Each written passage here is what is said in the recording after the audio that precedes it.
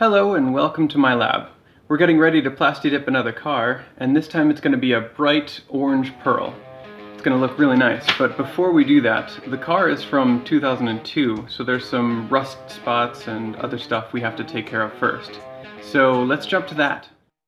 Here we have our specimen, and it needs quite a bit of work. I've already removed a little bit of the paint to look at the rust, and you can see it goes in pretty deep, and it's actually around the other side. It's a little bit worse. Let me see if we can open the door. There we go. Now you can see all in here is rust. So we can't really Plastidip that because we'd just be sealing in the rust and it'd just get worse and worse and worse.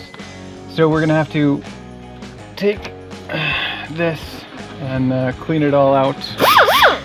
And once we do, I'm gonna go back and fill it back in best I can with body filler, which I'm not very experienced in using. So we'll see how that goes, and probably just show you along the way.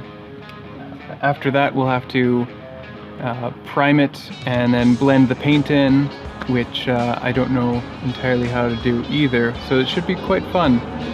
Then, after all that's done, we can Plastidip this guy. So let's get started.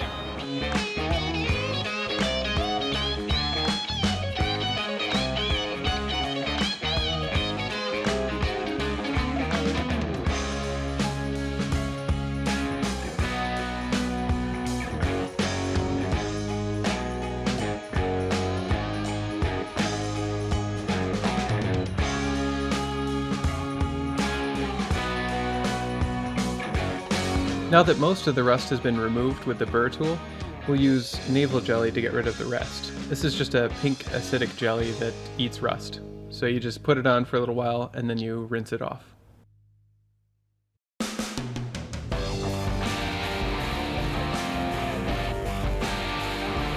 We also got rid of the badging using a liberal application of heat and dental floss.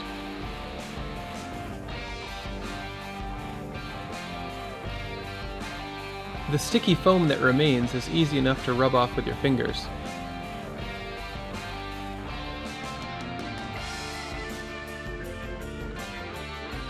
Then in this case we can just wet sand away whatever is left with a 1.5 kilogrit sandpaper. Here you can see that we've masked a hard line that I'm just going to paint right over.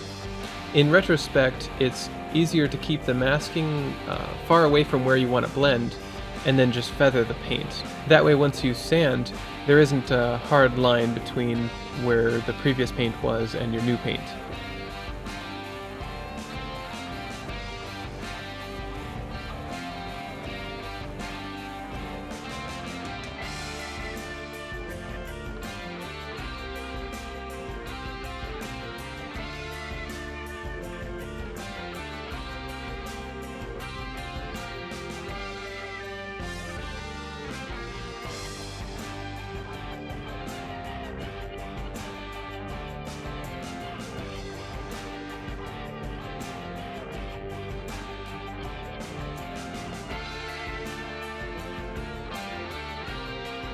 At this point I used a 2K clear top coat to seal it all off.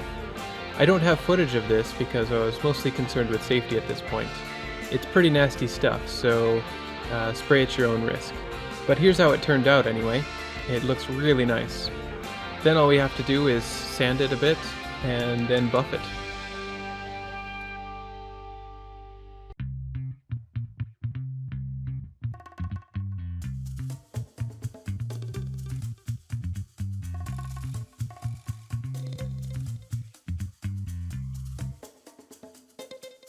After we were done, I think it actually turned out a little bit shinier than the OEM paint. Okay, now that we have all the rust removed and painted over, and everything's masked off, we're ready to dip. So this time, in order to get the orange that we want, we're going to start with 4 layers of the white Plastidip, and that's going to make sure that the orange stands out. If you don't have a white base coat, the orange can just kind of blend into whatever color happens to be there. Then after that, we'll go ahead and put down 4 coats of the orange that we want, which is going to be safety cone orange. Should be very bright and ridiculous. And then after that, we're going to put down a little bit of gloss with this in it. This is going to be Team Orange Pearl, and that's just going to add a little bit of shine around the edges. It should look pretty nice. So there's really nothing left to do except get started. So let's do it.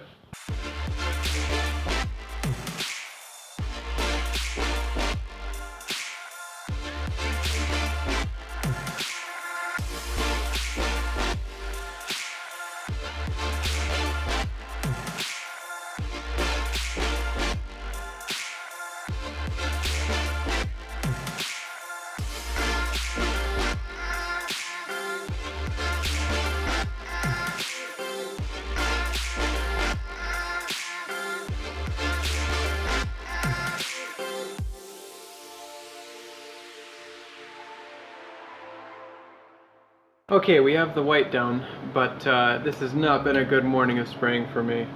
I just can't seem to wrap my mind around how thick this regular Plastidip spray is.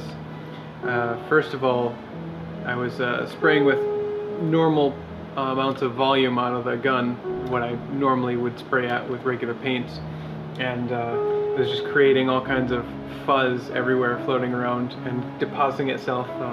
You can see it in the texture. Obviously this is just a white void that you see here, but there's just fuzz all over it. I turned the volume way down on the gun and that solved that problem. But then I just could not, for all the coats here, I was messing with settings, could not get the paint to come out or the dip to come out consistently. So I'm trying to, paint back and forth, paint lines, and it's spattering and just completely stopped spraying paint entirely, and sometimes sprays a ton of paint, and it took me all until I was done with this to figure out why that was happening. I was trying to set all the settings, looking for clogs, and it turns out when I filled it the first time and sprayed the roof, the dip came up here, and there's a little hole in here that has to regulate the pressure inside the cup so that you can keep drawing dip out of the cup. Well, that got clogged up with dip, and that dip dried, sealed everything up, and I was trying to pull a vacuum in that cup, so it took me a long time to figure that out, and that is very, very frustrating. So pretty much ruined the texture of the entire car, or gave the car texture, which it's not supposed to have. So probably what we're going to do is wait a couple of hours, wet sand everything. It shouldn't take a whole lot of wet sanding, but we'll wait a couple of hours, do that, and then get back to it. So we'll do that. Here's what the surface actually looked like. Kinda reminds me of the surface of an egg. Anyway, we'll skip the tedium of sanding and go straight to something much happier.